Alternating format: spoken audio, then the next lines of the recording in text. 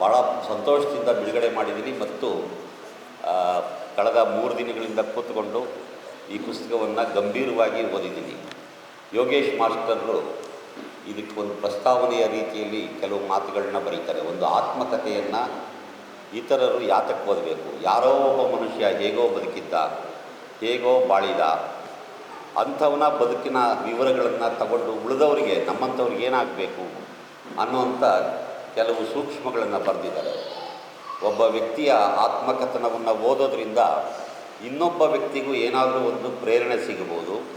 ಅಷ್ಟೇ ಅಲ್ಲ, ಒಬ್ಬ ವ್ಯಕ್ತಿಯ ಜೀವಿತ ಕಾಲದಲ್ಲಿ ಮಾಡಿರಬಹುದಾದಂಥ ತಪ್ಪುಗಳು, ಒಪ್ಪುಗಳು ಇವೆಲ್ಲ ಇದಾವಲ್ಲ, ಇವೆಲ್ಲವೂ ನಮ್ಮನ್ನು, ಓದುಗರಾದ ನಮ್ಮನ್ನು ನಾವು ತಿದ್ದುಕೊಳ್ಳೋದಕ್ಕೆ ಬೇಕಾದಂಥ ಅನೇಕ ಅಂಶಗಳನ್ನು ಇವು ಒದಗಿಸೋದಕ್ಕೆ ಸಾಧ್ಯ ಇದೆ ಅನ್ನುವಂಥದ್ದನ್ನು ನಾವು ತಿಳ್ಕೋಬೇಕಾಗಿದೆ.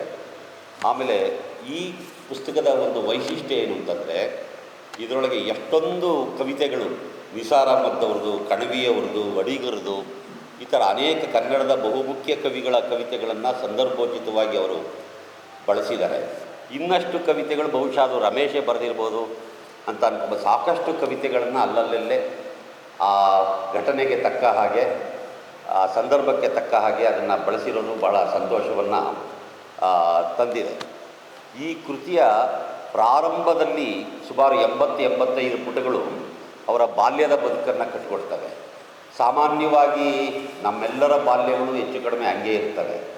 ಕೆಲವರಿಗೆ ನಾವು ನಮ್ಮ ಬಾಲ್ಯವನ್ನು ಹೇಳ್ಕೊಳ್ಳೋಕ್ಕೆ ಸಾಧ್ಯ ಆಗುತ್ತೆ, ಇನ್ನು ಕೆಲವರಿಗೆ ಹೇಳ್ಕೊಳ್ಳೋಕ್ಕೆ ಸಾಧ್ಯ ಆಗಲ್ಲ. ಆ ಥರದ ಒಂದು ಪರಿಸ್ಥಿತಿ.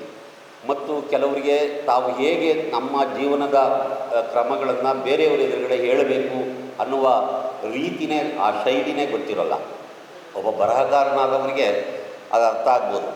ತುಂಬ ಜನ ಬರಹಗಾರರು ಏನು ಮಾಡ್ತಾರೆ ಅಂತಂದರೆ, ತಮ್ಮ ಅನುಭವಗಳನ್ನು ಕಥೆ ರೂಪದಲ್ಲೋ ಕಾದಂಬರಿ ರೂಪದಲ್ಲೋ ಬರೆದುಬಿಟ್ಟು ಸುಮ್ಮನಾಗ್ಬಿಡ್ತಾರೆ. ಯಾಕಂದರೆ ಯಾರಾದರೂ ಇದರಲ್ಲಿ ನನ್ನ ಬಗ್ಗೆ ಏನೋ ಬರೆದಿದೆಯಾ, ನಮ್ಮ ಅಪ್ಪನ ಬಗ್ಗೆ ಬರೆದಿದೆಯಾ, ನಮ್ಮ ತಾತನ ಬಗ್ಗೆ ಬರೆದಿದೆಯಾ, ತಪ್ಪು ಬರೆದುಬಿಟ್ಟಿದೆಯಾ, ನೀನು ಸರಿ ಇಲ್ಲ ಅಂತ ಜಗಳ ಕಾಲ್ಬಿಟ್ಟಾರು ಅಂತೇಳಿ ಅದು ಕತೆ ಕಾದಂಬರಿ ಅಂತ ತಪ್ಪಿಸ್ಕೊಂಡ್ಬಿಡ್ಬೋದಲ್ವಾ. ಆದರೆ ಅನೇಕ ಜನ ನಮ್ಮ ಮಹತ್ವದ ಲೇಖಕರು ಭಾಳ ಒಳ್ಳೆಯ ಆತ್ಮಕಥನಗಳನ್ನ ಬರೆದಿದ್ದಾರೆ. ನಿಮಗೆ ತುಂಬ ಮುಖ್ಯವಾದಂಥ ಉದಾಹರಣೆ ಯಾರು ಅಂತಂದರೆ ನಮ್ಮ ಮಹಾಕವಿ ಕುವೆಂಪು ಅವರ ನೆನಪಿನ ದೋಣಿಯಲ್ಲಿ ಇದೆಯಲ್ಲ, ಅದು ಸುಮಾರು ಹೆಚ್ಚು ಕಡಿಮೆ 1000 ಪುಟಗಳ ಆತ್ಮಕಥನ. ಅದನ್ನು ಅವರು 30-35 ವರ್ಷದ ವಯಸ್ಸಿನ ಹೊರಗಿನ ಆತ್ಮಕಥನ ಅಷ್ಟೇ, ಆಮೇಲೆ ಹಿಂಗೆ ಬರೆದಿಲ್ಲ ಅವರು. ಅಷ್ಟೇ ಅವರ ಬಾಲ್ಯದ ಬದುಕಿನ ಅನುಭವಗಳೇ ಅಷ್ಟೇ ಸುದೀರ್ಘವಾಗಿದ್ದೋ ಅನ್ನುವಂಥದ್ದನ್ನು ನಾವು ತಿಳಿಯಬೇಕಾಗಿದೆ. ಅದರೊಳಗೂ ಕೂಡ ಕೆಲವು ಆ ಥರದ್ದು ಆಕ್ಷೇಪಿತ ಭಾಗಗಳನ್ನು ಇರುವಂಥದ್ದನ್ನು ನಾವು ನೋಡ್ಬೋದು. ಅಲ್ಲಿ ತೀರ್ಥಹಳ್ಳಿಯಲ್ಲಿ ಒಬ್ಬರು ಸುಬ್ಬೇಗೌಡರು ಅಂತೇಳಿ ಈ ಕುಪ್ಪಳ್ಳಿಯ ಮನೆಗೆ ಸಾಲ ಕೊಟ್ಬಿಟ್ಟಿರ್ತಾರೆ. ಸಾಲ ಕೊಟ್ಟು ಆಮೇಲೆ ಅದನ್ನು ವಸೂಲಿ ಹೆಂಗೆ ಮಾಡೋದು ಅಂತಂದರೆ, ಕುವೆಂಪು ಅವರ ಚಿಕ್ಕಪ್ಪ ಅಡಿಕೆಯನ್ನೆಲ್ಲ ತಗೊಂಡು ಶಿವಮೊಗ್ಗದ ಮಂಡಿಗೆ ಹಾಕಬೇಕಲ್ಲ, ಹೊರಟಾಗ ಮುಂದೆ ಅಡಿಕೆ ಗಾಡಿಗಳನ್ನು ತಡೆ ಹಾಕಿಬಿಡ್ತಾರೆ. ಅದನ್ನು ಕುವೆಂಪು ಬರೀತಾರೆ. ಕೊನೆಗೆ ಅವ್ರ ಕುಟುಂಬದವ್ರು ಇತ್ತೀಚೆಗೆ ಒಂದು ಪುಸ್ತಕ ಬರೆದು ಇಲ್ಲ ನಮ್ಮ ಫ್ಯಾಮಿಲಿಲಿ ಹಂಗೆ ಮಾಡಿಲ್ಲ ಅಂತ ಅದನ್ನು ಅವರು ಸಮರ್ಥನೆ ಮಾಡ್ತಾರೆ. ನೋಡಿ, ಹೀಗೆ ಕೆಲವು ತಾಕಲಾಟಗಳು, ಸಂಘರ್ಷಗಳು, ಅಸಮಾಧಾನಗಳು ಕೂಡ ಒಂದು ಆತ್ಮಕಥನದ ಮೂಲಕ ಸೃಷ್ಟಿಯಾಗುವ ಸಾಧ್ಯತೆ ಇರುತ್ತೆ. ಆಮೇಲೆ ತುಂಬ ಜನ ನಾವೆಲ್ಲ ಭಾಳ ದೊಡ್ಡ ಪ್ರಾಮಾಣಿಕರು ಅಂತ ನಂಬ್ಕೊಂಡಿದ್ದೀವಲ್ಲ, ಅಂಥ ಪ್ರಾಮಾಣಿಕರೇನಲ್ಲ. ಪ್ರತಿಯೊಬ್ಬ ಮನುಷ್ಯ ಒಂದಲ್ಲ ಒಂದು ರೀತಿಯಲ್ಲಿ ಅಪರಿಪೂರ್ಣನಾಗೇ ಇರ್ತಾನೆ. ತನ್ನ ಅನುಭವಗಳನ್ನ ನಿಸ್ಸಂಕೋಚವಾಗಿ ಪ್ರಾಮಾಣಿಕವಾಗಿ ಹೇಳ್ಕೊಳ್ಳೋದಕ್ಕೆ ಅವನಿಗೆ ಸಾಧ್ಯ ಆಗಲ್ಲ, ಮತ್ತು ಸಾರ್ವಜನಿಕವಾಗಿ ಕೆಲವು ಅಂಶಗಳನ್ನು ಹೇಳೋದಕ್ಕೆ ಸಾಧ್ಯ ಆಗಲ್ಲ. ಅಂಥದ್ದನ್ನೆಲ್ಲ ಮುಚ್ಚಿಡ್ತಾ ಇದ್ದಂಥ ಸಂದರ್ಭದಲ್ಲಿ ಅದೊಂದು ಪರಿಪೂರ್ಣ ಆತ್ಮಕಥನ ಅಂತ ಅನಿಸೋದಿಲ್ಲ. ಹಾಗಾಗಿ ಇವರ ಬಾಲ್ಯದ ಅನುಭವಗಳಿದಾವಲ್ಲ, ಅವುಗಳನ್ನು ಎಷ್ಟು ಚೆನ್ನಾಗಿ ಚಿತ್ರಿಸಿದ್ದಾರೆ ಅಂತಂದರೆ, ಇವರ ಚಿಕ್ಕ ಮಗು ಇದ್ದಾಗಲಿಂದಲೂ ರಮೇಶ್ ತುಂಬ ಕಡಿಮೆ ಮಾತನಾಡುವಂಥ ಹುಡುಗ. ಇದರೊಳಗೆ ಅವರೇ ಉಲ್ಲೇಖಿಸಿದ್ದಾರೆ. ಹೆಚ್ಚು ಮಾತಾಡ್ತಾ ಇರಲಿಲ್ಲ, ಮೌನಿಯಾಗಿರ್ತಾ ಇದ್ದಂಥ ಒಬ್ಬ ಬಾಲಕ. ಆ ಊರಿನ ಜನ, ಅವರ ಸಂಬಂಧಿಕರೆಲ್ಲ ರಮೇಶ್ ಅವ್ರನ್ನ ದಡ್ಡ ಅಂತ, ಏನು ಮಾತಾಡಲ್ಲ ಇವನು ದಡ್ಡ ಅಂತೇಳಿ. ಆ ದಡ್ಡ ಮುಂದಕ್ಕೆ ಎಷ್ಟು ದೊಡ್ಡ ಸಾಧನೆಯನ್ನು ಮಾಡ್ದ ಅನ್ನುವಂಥದ್ದನ್ನು ನೀವೆಲ್ಲ ಕಣ್ಣಾರೆ ನೋಡಿರ್ತೀವಿ. ಆದರೆ ಅವ್ರ ತಾಯಿಗೆ ಅದು ಕೋಪ. ಒಂದು ಅರ್ಥ ಮಾಡ್ಕೊಳ್ಳಿ, ತಾಯಂದಿರಿಗೆ ತಮ್ಮ ಮಗು ಹೆಂಗಾದ್ರೂ ಇರಲಿ, ಅದು ಕತ್ತೆ ಮರಿ ಥರ ಇದ್ದರೂ ಅದ್ರ ಬಗ್ಗೆ ಒಂದು ಮುದ್ದು ತಾಯಿಯಾದವಳಿಗೆ ಇದ್ದೇ ಇರುತ್ತೆ. ಬೇರೆಯವ್ರ ಕಣ್ಣಿಗೆಲ್ಲ ಅದು ಕೋಣನ ಥರ ಕಾಣ್ಬೋದು, ಕೋತಿ ಥರ ಕಾಣ್ಬೋದು. ಆದರೆ ತಾಯಿಗೆ, ಹೆತ್ತವಳಿಗೆ ಹೆಗ್ಗಣ ಮುದ್ದು ಅಂತಾರಲ್ಲ, ತಾಯಿಯಾದವಳಿಗೆ ಎಲ್ಲ ಅವರು ಹೆತ್ತ ಮಕ್ಕಳು ತುಂಬ ಮುದ್ದಾಗೇ ಇರ್ತಾರೆ. ತಾಯಿಗೆ ಕೋಪ, ಯಾಕೆ ಅಂದರೆ ನನ್ನ ಮಗನ್ನ ನೀವು ದಡ್ಡ ದಡ್ಡ ಅಂತ ಕರಿತೀರಲ್ಲಂತ ತಾಯಿ ರೇಗೋ ಅಂಥದ್ದು ಕೂಡ ಇದರೊಳಗೆ ಉಲ್ಲೇಖ ಆಗಿದೆ.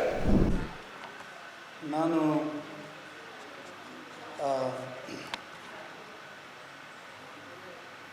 ಈಗಾಗಲೇ ಮುಕುಂದರಾಜ್ ಅವರು ಅವರ ಬಾಲ್ಯದ ವಿಷಯಗಳನ್ನೆಲ್ಲ ಕಟ್ಟಿಕೊಟ್ಟಿದ್ದಾರೆ. ಅದರ ಬಗ್ಗೆ ನಾನು ಹೆಚ್ಚು ವಿಸ್ತರಿಸೋದಕ್ಕಿಂತ ಒಬ್ಬ ಆರ್ಕಿಟೆಕ್ಟ್ ಆಗಿ, ಒಬ್ಬ ವಾಸ್ತುಶಿಲ್ಪಿಯಾಗಿ ಮತ್ತು ಬಹಳ ಮುಖ್ಯವಾಗಿ ಒಬ್ಬ ಉದ್ಯಮಿಯಾಗಿ ರಮೇಶ್ ಹೇಗೆ ರೂಪುಗೊಂಡರು ಅಂತ ಅನ್ನೋದ್ರ ಬಗ್ಗೆ ಸ್ವಲ್ಪ ಗಮನಿಸ್ತೀನಿ. ಅದನ್ನು ತಮ್ಮ ಗಮನಕ್ಕೆ ತರಕ್ಕೆ ಇಷ್ಟಪಡ್ತೀನಿ. ಬಾಲ್ಯದಲ್ಲಿ ನಾನು ಯಾತಕ್ಕೆ ಪದೇ ಪದೇ ಈ ವಿಷಯಗಳನ್ನು ಒತ್ತಿ ಹೇಳ್ತೀನಿ ಅಂತ, ಗೌರಿ ಶಕ್ತಿಯವರು ಇದ್ದಾರೆ, ಅವರು ನನ್ನ ಈ ಮಕ್ಕಳ ಪಾಲನೆ ಪೋಷಣೆ art and science of parenting ಬಗ್ಗೆ ಅವರು ಎಪಿಸೋಡ್ಗಳನ್ನೆಲ್ಲ ಮಾಡಿದ್ದಾರೆ. ಬಹಳ ಸೂಕ್ಷ್ಮವಾದಂತಹ ಮತ್ತು ಫಲವತ್ತಾದಂತಹ ಸುಪ್ತ ಚೇತನ ಅವರ ಮಕ್ಕಳ ಮನಸ್ಥಿತಿ ಬಾಲ್ಯದಲ್ಲಿ ಇರುತ್ತೆ.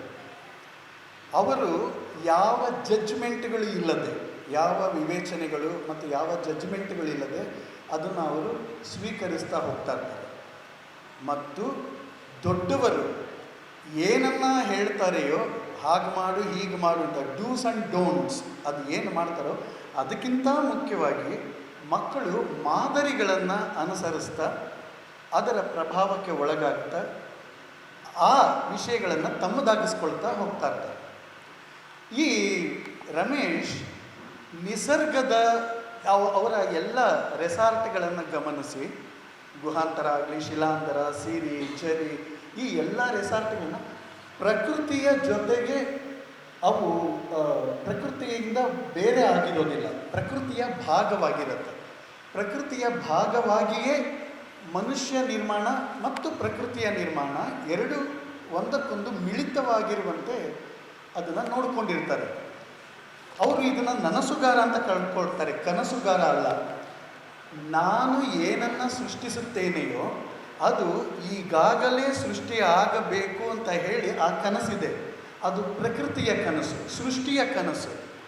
ಆ ಸೃಷ್ಟಿಯ ಕನಸನ್ನು ನಾನು ನನಸು ಮಾಡ್ತಾ ಇದ್ದೇನೆ ಅಂತ, ನಾನು ನನಸು ಮಾಡ್ತಾ ಇದ್ದೇನೆ. ನಾನು ಕನಸುಗಾರನಲ್ಲ.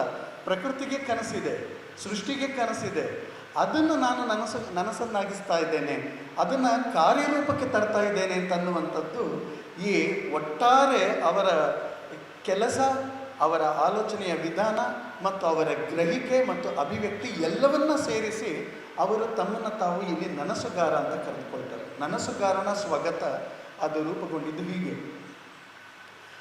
ಆಡು ಕಾಯಲಿಕ್ಕೆ ಹೋದಾಗ ಇದೊಂದು ನನಗೆ ತುಂಬ ಅದ್ಭುತ ಅನಿಸಿದ್ದು. ಇವರ ಚಿಕ್ಕಪ್ಪನ ಬಾಲವಾಗಿ ಹೋಗ್ತಾ ಇರ್ತಾರೆ. ಈ ಗುಡ್ಡವನ್ನು ಹತ್ತಬೇಕಾದ್ರೆ ಈ ಆಡುಗಳದ್ದು ವಿಶೇಷ ನಿಮಗೆ ಗೊತ್ತಿರಬೇಕು. ಆಡುಗಳು ಕೆಳಗಡೆ ಬಿದ್ದಿದ್ರೆ ತಿನ್ನಲ್ಲ, ಕೆಳಗಡೆ ಏನಾದ್ರು ಬಿದ್ದಿದ್ರೆ ಅದು ತಿನ್ನೋದಿಲ್ಲ, ಫ್ರೆಶ್ ಆಗೇ ಕಿತ್ಕೊಳ್ಳೋದು, ಅವುಗಳು ಮೇಲಿರೋದನ್ನೇ ಕಿತ್ಕೊಳ್ಳೋದು. ಆಮೇಲೆ ಕಾಲನ್ನ ಒದ್ದೆ ಮಾಡ್ಕೊಳ್ಳೋದಿಲ್ಲ, ನೀರೊಳಗಡೆ ಹೇಳ್ಬಿಟ್ಟು ಎರ್ರ ಬಿರ್ರಿ. ಈ ಕುರಿಗಳು ನುಗ್ಗುತ್ತವಲ್ಲ, ಹಾಗೆ ನುಗ್ಗಲ್ಲ ಅವು. ಆಮೇಲೆ ಅವುಗಳು ತಮ್ಮದೇ ಆದಂತಹ ಆ ಫ್ಯಾಮಿಲಿ ಜೊತೆಗೇ ಒಟ್ಟಾಗಿ ಚೆನ್ನಾಗಿರ್ತವೆ. ಈ ರೀತಿಯಾಗಿ ಮೇಕೆಯದು, ಈ ಆಡುಗಳದ್ದು ವಿಶೇಷವಾದಂತಹ ಗುಣಲಕ್ಷಣಗಳಿವೆ. ಇಂತಹ ಆಡುಗಳು ಹುಡುಕುವುದು ಫ್ರೆಶ್ನೆಸ್ನ, ತಾಜಾತನವನ್ನು, ಅದನ್ನು ನಾವು ಮರೆಯೋದು ಬೇಡ. ಅದನ್ನು ಅನುಸರಿಸ್ತಾ ಇದ್ದವರು ರಮೇಶ್. ಇವರು ಕೂಡ ತಮ್ಮ ಸೃಷ್ಟಿಯಲ್ಲಿ ಆ ತಾಜಾತನವನ್ನು ಹುಡುಕ್ತಾ ಹೋದಂಥ ಈ ನೇರವಾದಂತಹ ಉದಾಹರಣೆ ಸಿಗ್ತದೆ. ಆ ಸಾಹಿತ್ಯಾಸಕ್ತರಿಗೆ ನನ್ನ ವಂದನೆ. ನಾನಿಲ್ಲಿ ಕಾಣ್ತಾ ಇರೋದು ನನಗಿಂತ ತುಂಬ ಎತ್ತರದಲ್ಲಿರೋ ಸಾಹಿತ್ಯದ ಬಗ್ಗೆ ತರ್ಕ ಮಾಡಿ, ಅದನ್ನು ವಿಶ್ಲೇಷಣೆ ಮಾಡಿ, ವಿವರಗಳನ್ನು, ಒಳಾರ್ಥಗಳನ್ನು ಅರ್ಥ ಮಾಡ್ಕೊಳ್ಳೋಂಥ ಮಹನೀಯರು. ನಾನು ಪುಸ್ತಕ ಬರೆದಿರೋದು ನನ್ನ ಕಿರಿಯವರಿಗೆ ಎಷ್ಟು ತಲುಪ್ಬೋದು, ಅವ್ರಿಗೇನಾದರೂ ಒಂದು ಸ್ವಲ್ಪ ಸಹಾಯ ಆಗ್ಬೋದು, ಅಥವಾ ಏನೋ ಒಂದು ಇನ್ಸ್ಪಿರೇಷನ್ ಆಗ್ಬೋದು ಅನ್ನೋ ಅರ್ಥಕ್ಕೆ ಬರೆದಿದ್ದೀನಿ ಹೊರತು ಸಾಹಿತ್ಯದ ಮೇರುಕೃತಿ ಕಂಡು ನಾನೇನು ಬರೆದಿಲ್ಲ. ಆ ಮಟ್ಟಕ್ಕೆ ಇದೆಯೋ ಇಲ್ವೋ ನನಗೂ ಗೊತ್ತಿಲ್ಲ. ಕಾರಣ, ನಾನು ಹೀಗೆ ಕೆಲಸಗಳನ್ನು ಮಾಡ್ತಾ ಇರಬೇಕಾದ್ರೆ ಕೆಲವಾರು ನನ್ನ ಸ್ನೇಹಿತರು ಹೇಳ್ತಾಯಿದ್ರು, ನಿಮ್ಮ ಅನುಭವಗಳನ್ನು ಬರೆದಿಡಿ ಅಂತ. ಬರಿತಾ ಬರಿತಾ ಕೆಲವರು ಹೇಳಿದ್ರು ಆತ್ಮಕಥೆ ಬರೀರಿ ಹಾಗೆ ಹೀಗೆ. ನಾನು ಅಂದ್ಕೊಂಡೆ ನನಗೆ ಯಾವ ಮಹಾ ವಯಸ್ಸಾಗಿದೆ ಅಂತ ಹೇಳ್ಬಿಟ್ಟು ನಾನು ಆತ್ಮಕಥೆ ಬರಿಬೇಕು. ಇವತ್ತೂ ನಾನು ಮೆಸೇಜ್ ಹಾಕಿದಾಗ ಕೆಲವರು ಹೇಳಿದರು, ಏನು ಈ ವಯಸ್ಸಿಗೆ ಆತ್ಮಕಥೆ ಬರೆದ್ಬಿಟ್ಟಿದೆಯಾ? ಅದಕ್ಕೆ ನನಗೆ ಬರೀಬಾರ್ದು ಅನ್ನೋ ದ್ವಂದ್ವದಲ್ಲೇ 2-3 ವರ್ಷಗಳು ಕಳೆದೋಯ್ತು. ಆದರೆ ಬಲವಾಗಿ ನೀನು ಬರೀಲೇಬೇಕು, ನೀನು ಬರೆಯೋದು ತುಂಬ ಅವಶ್ಯಕತೆ ಇದೆ ಬೇರೆಯವರಿಗೆ ಅಂತ ನಮ್ಮ ಯೋಗೇಶ್ ಮಾಸ್ಟರ್ ಅವರು ನನ್ನನ್ನು ಪ್ರೇರೇಪಿಸಿದ್ರಿಂದ ನಾನು ಇದನ್ನು ಸಾಕಾರಗೊಳಿಸಬೇಕಾಯಿತು. ಅದಕ್ಕೆ ಸಾಧ್ಯವಾಯಿತು.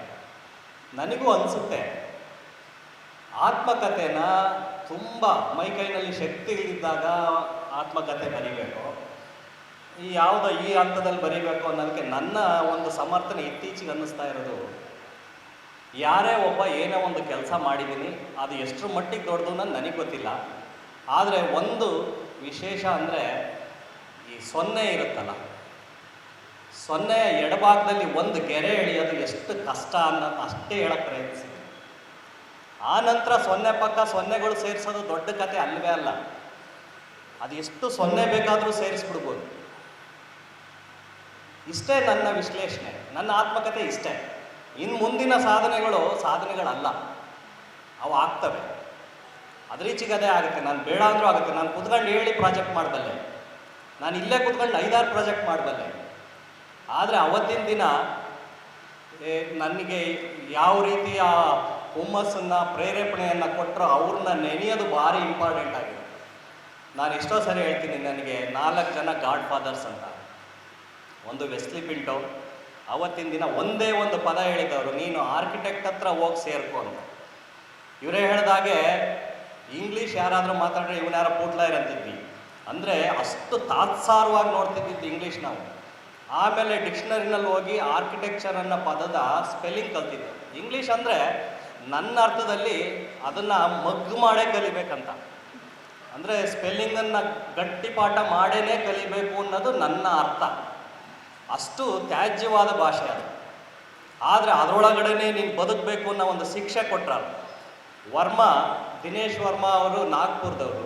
ಅವರಿಗೆ ಸುಲಲಿತವಾದ ಹಿಂದಿ, ಇಂಗ್ಲೀಷು, ಕನ್ನಡ ಅಂದರೆ ಸುತಾರಾಮ್ ಗೊತ್ತಿಲ್ಲ. ಎಂತೆಂಥ ದೊಡ್ಡ ಜನಗಳನ್ನ ನೀನು ಬಾರೋ ಮಾಡಿಕೊಡೋ ಈ ಪದಗಳನ್ನು ಬಳಸ್ತಾ ಇದ್ರು. ನನಗೆ ಭಯ ಆಗ್ಬಿಡೋ, ಅವರೇನಾದ್ರು ತಿರುಗಿಸಿ ಹೊಡೆದ್ಬಿಟ್ರೆ ಹೇಗೆ ಅಂತ. ಆ ಟೈಮ್ನಲ್ಲಿ ನಾನು ಉಪಯೋಗ ಬರ್ತಾಯಿದ್ದೆ, ಅದೇ ಸಾರ್ ಹೇಳಿದಾಗೆ. ಈ ಸಿಚುವೇಶನ್ ವರ್ಮಾ ಅವ್ರದ್ದಾದರೆ ಇನ್ನೊಬ್ಬರು ಸುರಭಿ ಮೋಹನ್ ಅಂತ, ಅಲ್ಲ ಅದಕ್ಕಿಂತ ಮುಂಚೆ ಶಶಿಧರ್ ಅಂತ. ಅವರು ನನ್ನ ಈ ಆರ್ಕಿಟೆಕ್ಚರ್ ಸಾಮರ್ಥ್ಯ, ಒಬ್ಬ ಯಾರ ಹತ್ರನೋ ಕೆಲಸ ಮಾಡ್ತಾ ಇರೋ ಒಬ್ಬ ವರ್ಕರ್ ಇದ್ದವನಿಗೆ ಕರೆದ್ಬಿಟ್ಟು ಇಂಡಿವಿಜುವಲ್ ಆಗಿ ಆರ್ಕಿಟೆಕ್ಚರ್ನ ನೀನು ಮಾಡು ಅಂತ ಹೇಳ್ಬಿಟ್ಟು ಒಂದು ಪ್ರಾಜೆಕ್ಟನ್ನು ಕೊಟ್ಟರು. ಅದು ಯಾವುದೂ ಅಲ್ಲ, ಅವ್ರ ಸ್ವಂತ ಮನೆ. ಅಂದರೆ ವಿಶ್ವಾಸ ಎಷ್ಟು ಬೆಳಿಬೇಕು. ಅವರೊಂದು ಅರ್ಧ ಮನೆ ಕಟ್ಟಿದ್ರು. ನನ್ನ ಫ್ರೆಂಡ್ ಹೋಗಿ ಕರ್ಕೊಂಡೋಗಿ ತೋರಿಸ್ದ, ಈ ಮನೆಗೆ ಎಲಿವೇಶನ್ ಬೇಕಂತೆ ಅಂತ. ಅವ್ರು ಅಂದ್ಕೊಂಡ್ರು ಇವನು ಯಾರೋ ಹುಡುಗ ಇರಬೇಕಂತ ಅಂದ್ಬಿಟ್ಟು, ಆಯಿತು ನಾಳೆ ಒಂದು ಎಲಿವೇಶನ್ ಮಾಡಿಕೊಡಿ, ಅದೇನಿದೆ ಕೊಡ್ತೀನಿ.